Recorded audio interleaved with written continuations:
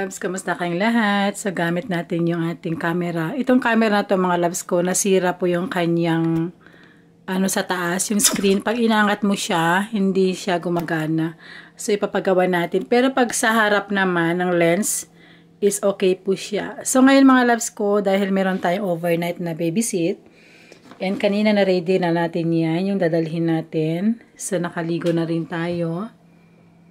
Yeah, kasi gusto ko ready na ako lahat. And later, maghuhugas na lang tayo ng puday.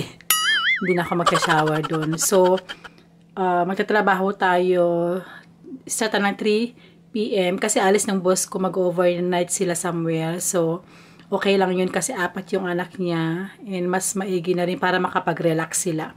So, ngayon ako magbabantay sa mga anak niya. And,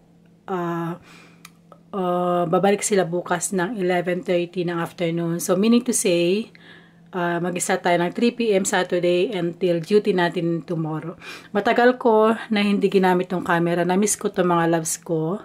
And soon, papagawa natin ito yung kanyang screen para mas maganda kasi kung harapan. Kung ganun siya mga loves ko, mas maganda na magagawa tong screen niya. Yeah, either okay naman, pero mas okay nakikita ko yung sarili ko, mga loves, 'di ba? Na-miss ko tong camera na to. So, gamitin natin to para sa ating YouTube, and yung phone natin, ito gagamitin natin yan para sa ating reels.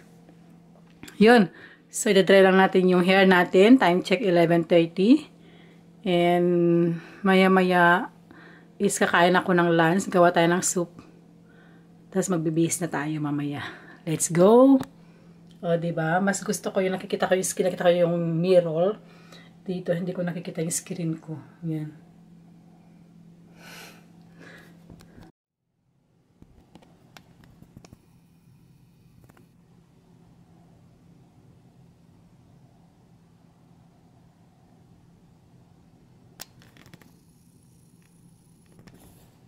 A few moments later. So, ready na tayo. Nakapag-bihis na kasi super lamig mga loves. Tingnan nyo naman sa labas. Mayroon siyang sunny pero malamig niyan. So, naka-ready na lahat. Parang magbabakasyon tayo, no? Ito yung ating pantulog, yung sweater, yung ating skin routine, and meron tayong dalaw. Yan. And ito yung aking sandals. Dalhin natin yata yung charger. So, ready na tayo. Yan po yung ating look. Nakikita ko ba yung sarili ko? Yan mga loves ko. So, yun. And wait lang natin si Mr. kasi hatid tayo ni Mr.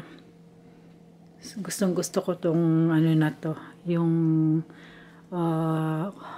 cover ng ating neck. Sweater na malamig. Yan. Yan po. And see na lang mamaya sa trabaho ko, no? 20 minutes later.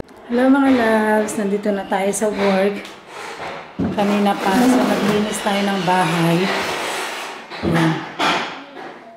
So, ngayon, organize natin to. What you doing? Wow! Spela? Naman spela. Kutso!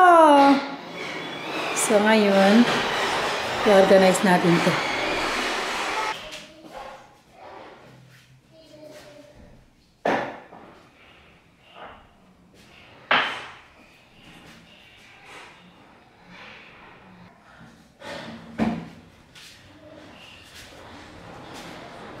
Alles gut? Thomas? Kutso! Kutso!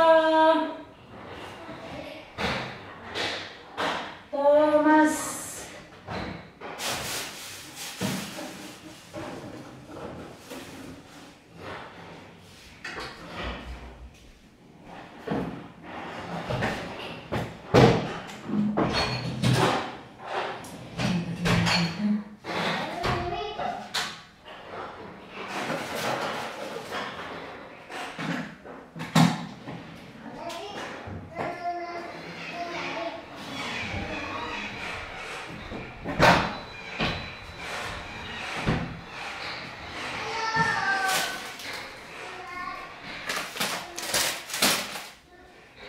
Linis na po. Ayan. Naayos ko na. So mag-steam tayo ng floor para malinis yung bahay. Na-organize ko na din yan. Ito po yung kanilang garden, mga loves. Ang laki ng garden nila. Tapos nandun yung bata. Yan. Ito, lilipat ko dito to, orchids. Kasi namamatay siya. Yan. Yan yung kanilang garden. Nag-snow noong nakaraan na araw. Nagkaroon siya ng snow, so may snow pa siya. So yung mga kapsat, then mag-steam. I-steam lang natin tong floor para malinis ba. Yan. A few moments later. Yung mga loves, pahinga muna tayo. Napagod ako. Kasi pinaliguan ko yung bata. Ayun, nanonood sila ng TV. So pumunta kami ng McDonald's. Kumain kami doon. Pero hindi ako masyadong kumain. Konti lang. And yeah, so kumuha ko nito. Hindi siya healthy pero ngayon lang.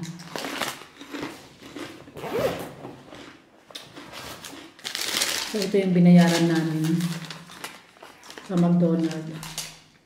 36.10 euro.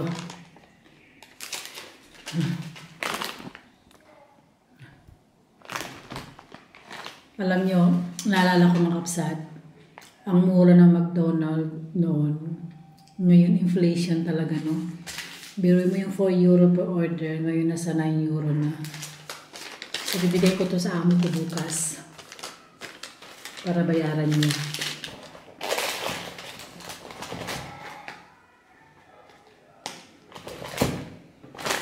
So yun, kain muna tayo. Tapos mamaya punta tayo dun, ha?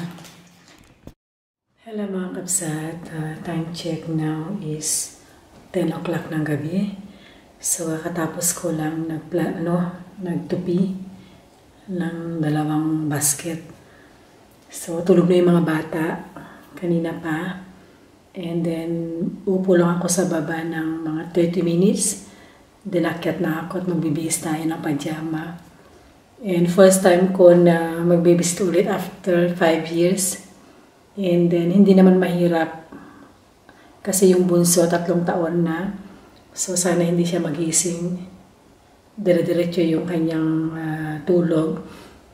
Pero in case na gumising, i-ready na natin itong kanyang milk bottle. Yung gatas niya. Tapos, yun, sabi ng boss ko. Pero I think hindi naman kasi kanina galing kami sa park. Tapos kumain kami sa McDonald's.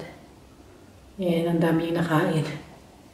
Ang dami yung nakain. So, and then magtitilang tayo mga loves. Magtitilang tayo. Then ito yung mga gagawin ko. Check lahat yan. Yan lahat nakasulat. Mga instruction na gagawin natin today and tomorrow. So yun mga kapsat. Then magtilang tayo.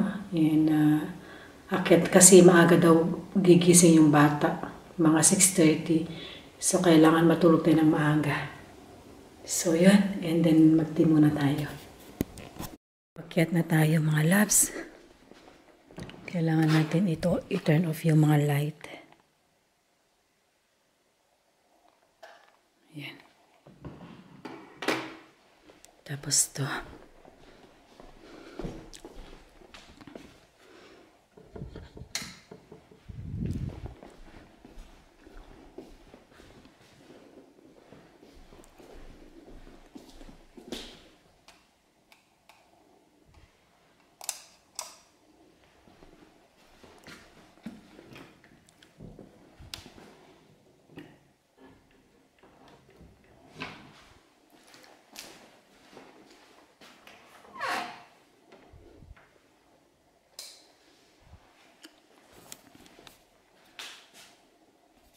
So, ito yung room natin.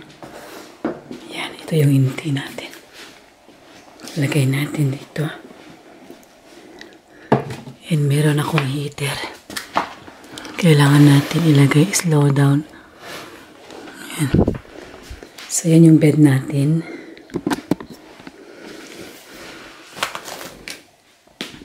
Yan. Tapos yung ating pajama.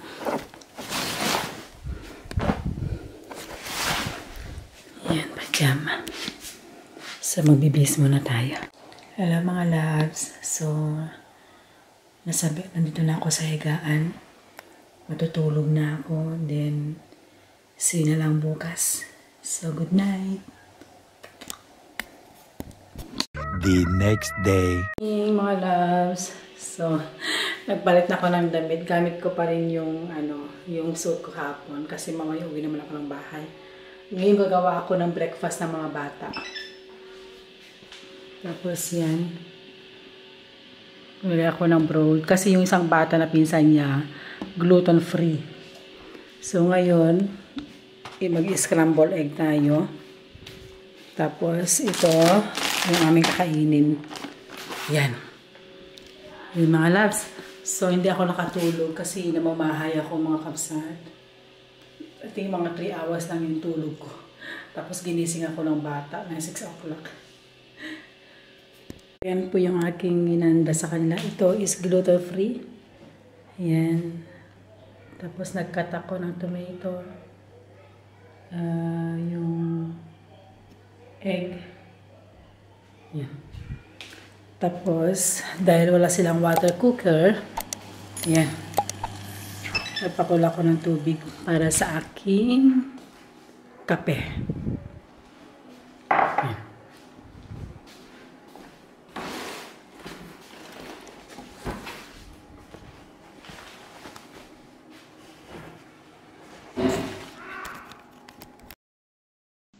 Thanks for watching, guys. See you again on my next one. Mag-ingat kayo lagi and God bless everyone. Bye po! Mwah, mwah, mwah.